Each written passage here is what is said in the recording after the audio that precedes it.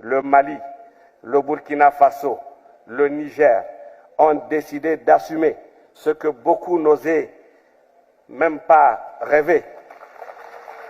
Une entité politique commune, une souveraineté collective, une architecture confédérale africaine bâtie par nous et pour nous, avec une force militaire unifiée, avec un passeport commun, avec un parlement confédéral, avec une banque d'investissement pour investir les grands projets de l'AES. Il est important de rappeler que le président Kwame Nkrumah proclamait que l'Afrique doit s'unir. Oui, l'Afrique doit s'unir ou périr.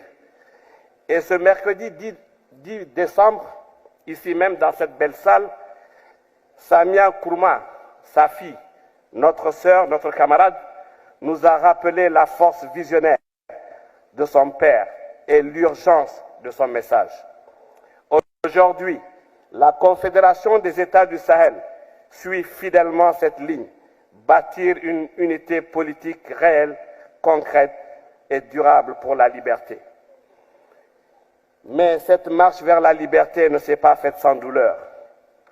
Après la révolution du 26 juillet 2023, lorsque le général d'armée Abdourahmane Tchani et ses frères d'armes sont arrivés au pouvoir, le Niger a affronté une tempête d'une violence inouïe, sanctions économiques et financières d'une brutalité sans précédent, fermeture de toutes les frontières, coupure d'électricité par le Nigeria, pénurie de médicaments, manque de nourriture, une volonté manifeste d'asphyxier un peuple entier.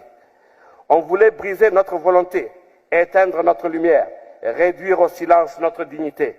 Mais un peuple qui a choisi la liberté ne fléchit jamais. Nous avons tenu, nous avons résisté, nous avons avancé. Et c'est dans ces difficultés, c'est dans cette obscurité, une étoile a apparu, le Togo. Car il faut